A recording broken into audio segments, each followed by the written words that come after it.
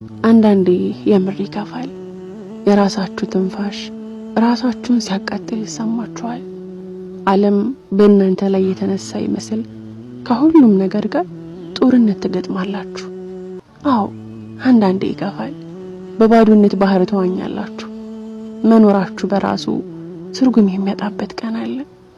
አቅም ማጣት ካደረጋችሁት ይልቅ። አሰላሙ አለይኩም ወራህመቱላሂ ወበረካቱ። ውድ የተከበራችሁ የቻናሌ ቤተሰቦች በያላችሁበት ያለ ሰላምና እዝነት አይለያችሁ። ዛሬ እንግዲህ ራሴን ላጋለጥ መጥቻለሁ።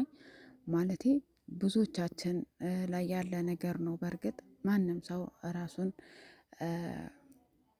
በይፋ አያጋልጥም። ማለቴ ብዙ ጊዜ ትዳሮቻችንን የሚያፈርሱ ነገሮች የተደበቁ ማንነቶች ናቸውና የተደበቁ ማንነቶች ሲኖሩ ማለቴ ትዳር ውስጥ ስንገባ ብዙ ነገር ይፋ አናረግም ለዛ ሰው ማለት ነው።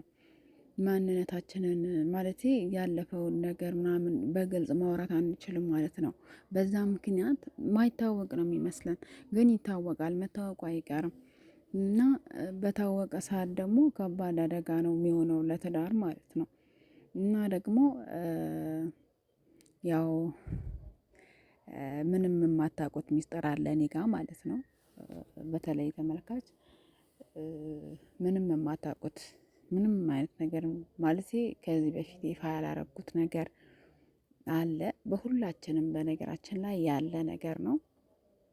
ከትዳር በፊት ያለን ህይወት መደበቅ አስፈላጊ አይደለም ብዬ አስባለሁኝ። ለምን ከትዳር በፊት ያሉትን ነገሮች በግልጽ አውርቶ ያ ሰው ተቀበለውም አልተቀበለውም የምታገቡት ሰው ማለት ነው ተቀበለውም አልተቀበለውም በግልጽ ማውራቱ ግድ ነው የሚለው። ለምን ነገ ላይ ያለውን ህይወት እንዳይረብሽ ማለት ነው። ነገ ላይ ያለውን ህይወት እንዳይበጠብጥብን ዛሬ ላይ በግልጽ አውርተን ብዙ ጊዜ ምናልባት ይሄንን እውነት ከተናገርኩኝ ምናልባት ትዳሩን ላይቀጥል ይችላል፣ ሊያቋርጥ ይችላል ምናምን ብለን የምናስብ ሰዎች እንኖራለን። ይህ የሴቶች አስተሳሰብ ነውና ይህንን አስተሳሰብ አሁን ጀምራችሁ ከአእምሯችሁ እንድትፍቁት ፈልጋለሁ። ለምን አይቀጥልም። ሲጀመር ብትነግሪውም ነግረሽው ቢያቆም ነው የሚሻለው። ማለት ሳትና የደብቀሽው ከምትቀጥይ ነግረሽው ቢያቆም ነው የሚሻለው። ለምን ነገ ላይ ደግሞ አደጋ ይሆንብሻል ማለት ነው። እና ብዙ ጊዜ ልጅ ወልደን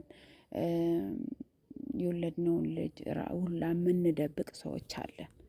የወለድናቸውን ልጅ እኮ ማለት አስቡት፣ የወለድነውን ልጅ ደብቀን ሌላ ህይወት የምንቀጥል ሰዎች አለን። እና ይሄ ነገር ለወደፊት ከባድ አደጋ ነው የሚሆንባችሁ ማለት ነው። በግልጽ አውርታችሁ የምታገቡትን ሰው በግልጽ ማውራት ግድ ይላል። ለምን ይህ ህይወት ነው። ትዳር ውስጥ ስትገቡ እኔ አሁን ማስበውን ሰው ላገባው ማስበውን ሰው ብዙ ነገሮችን ቢደብቀኝ ካገባሁት በኋላ ባውቅ ያንን ነገር ትዳሩን ማቋረጥ ነው የምፈልገው። በሁላችንም ያለ ነገር ነውና አብዛኞቻችን የተደበቀ ማንነት ይዘን የውሸት ነው የምንኖረው። ያንን ነገር ደግሞ አሁን ላይ ስናስበው ሀቂቃ ትዳርም የሚፈራበት ሁኔታ ላይ ነው ያለ ነው። ትዳርን በጣም የሚያስፈራ ሁኔታ ላይ ደርሰናል። ለምን ፍቺ እየበዛ ስለሆነ ማለት ነው። ፍቺ ሲበዛ ትዳር ያስፈራል ሀቂቃ። እና ያንን ነገር ደግሞ ማስቆም የምንችለው ወንዶችም እንደዛው ናቸው። በነገራችን ላይ ወንዶችም የሚደብቁ ይኖራሉ። ለምሳሌ ልጅ እያላቸው ልጅ የለኝም አላገባውም ብለው ግግም ብለው ሽምጥጥ ብለው የሚያገቡም አሉ። ብቻ ሴቶች አይደለንም። በነገራችን ላይ ሴቶች ብቻ ሳይሆን በሁለቱም ጾታ ያለ ነው ይህ ውሸት ማለት ነው። እና በእርግጥ ጥቂቶች ናቸው እውነቱን የሚያወሩት ሀቂቃ። እኔ ማለት የዛሬን ህይወት ይረብሻል ብዬ ነው የማስበው። ማናችሁም በግልጽ አውርታችሁ ህይወትን ብትቀጥሉት ነው የሚሻለው። ለምን ከባድ አደጋ ነው። በቃ ለምን ይሄ ነገር በነገራችን ላይ ይህንን ስናገራችሁ ብዙዎቻችሁ እንደምትማሩበት አስባለሁኝ። ምናልባት ዋሽታችሁ ልትቀርቡም ያሰባችሁ ዋሽታችሁ ትዳርን ለመመሰረት ያሰባችሁም ልትኖሩ ትችላላችሁ። ግን እንደምታቆሙት ደግሞ ይሄንን ቪዲዮ ካያችሁ በኋላ ያንን ነገር እንደምታቆሙትም ተስፋ አረጋለሁ። ለምን ስለማያዛልቃችሁ ማለት ነው። ስለዚህ ቆም በላችሁ አስቡ፣ ሀቁን አውሩ፣ እውነቷን አውሩ። ለምን ውሸት ነገ ነገ ይጋለጣል። የውሸት ነገር ነገ መጋለጡ አይቀርም፣ ይጋለጣል።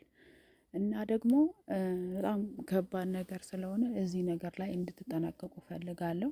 እና አንዳንድ ሰዎች ትንሽ ድንበር እያለፋችሁ ያላችሁ ሰዎች አላችሁ፣ ማንነታችሁን ለዶላር የሸጣችሁ አንዳንድ ሰዎች አላችሁ ማለት ነው። እና ማንም በማንም አይምሮ ውስጥ ገብቶ ሊመራ አይችልም በነገራችን ላይ ማለት ነው። ለምን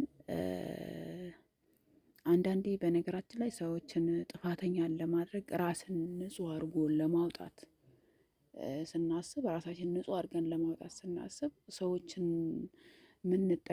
የሰዎችን እንትን የምንጠቀምበት መንገድ አለና ይህ አግባብ አይደለም። ለምን የማንንም አይምሮ ገብቶ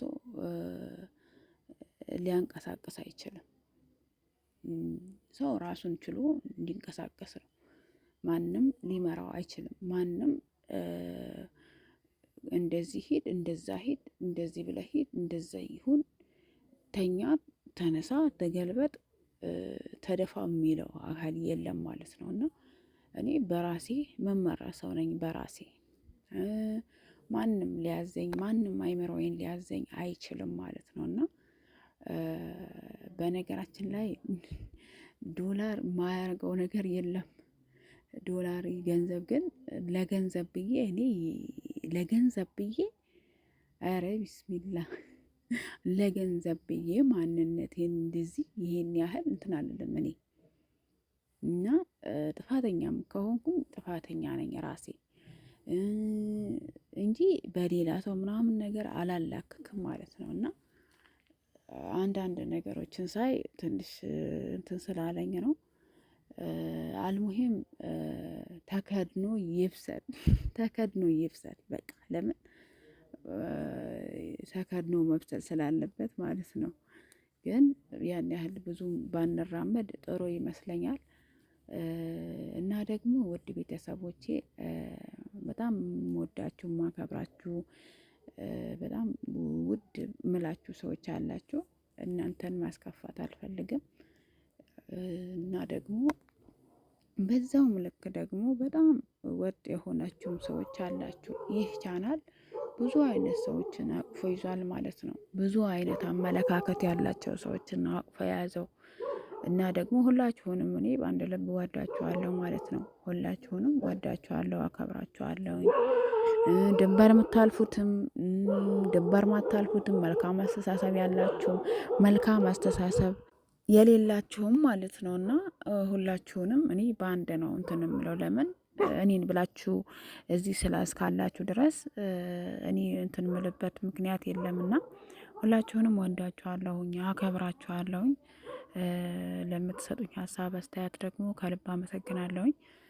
ቻናሌን እየተመታብኝ ስለሆነ ላይክ፣ ሼር፣ ሰብስክራይብ በማድረግ አግዙኝ። እኛ በነገራችን ላይ መዋሸት አንችልም።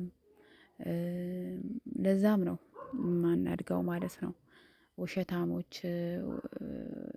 ውሸትን የሚያስፋፉ ሌላ ነገሮችን የሚሰሩ ሰዎች ላይ ትኩረታቸው እዛ ላይ ስለሆነ እኛም መዋሸት ስለማንችል ዋሽቼ መስራት ስለማልችል ያው እንግዲህ ዝቅ ብለናል። አልሙሂም ይበቃኛል ለእኔ ማለት ነው። እና በጣም በቂ ነው፣ ከበቂም በላይ ነው። እና ኢንሻአላህ እስቲ እወዳችኋለሁ፣ አከብራችኋለሁኝ። ከኔ በላይ ደግሞ አላህ ይውደዳችሁ። በቀጣይ ደግሞ ቪዲዮ እስከምንገናኝ መልካም ቆይታ ይሆንላችሁ። ሀሳብ አስተያየታችሁን እቀበላለሁኝ። አንዳንዴ የምር ይከፋል። የራሳችሁ ትንፋሽ ራሳችሁን ሲያቃጥል ይሰማችኋል። ዓለም በእናንተ ላይ የተነሳ ይመስል ከሁሉም ነገር ጋር ጦርነት ትገጥማላችሁ። አዎ አንዳንዴ ይከፋል። በባዶነት ባህር ተዋኛላችሁ። መኖራችሁ በራሱ ትርጉም የሚያጣበት ቀን አለ። አቅም ማጣት፣ ካደረጋችሁት ይልቅ ባላደረጋችሁት ነገር መቆጨት፣ ሚዛን ላይ እንዳነሳችሁ ያህል የዓለምን ሸክም ብቻችሁን የተሸከማችሁ ይመስላችኋል። አዎ አንዳንዴ በጣም ይከፋል፣ ግን የቱን ያህል ቢጎዳ ሁሉም ነገር ያልፋል።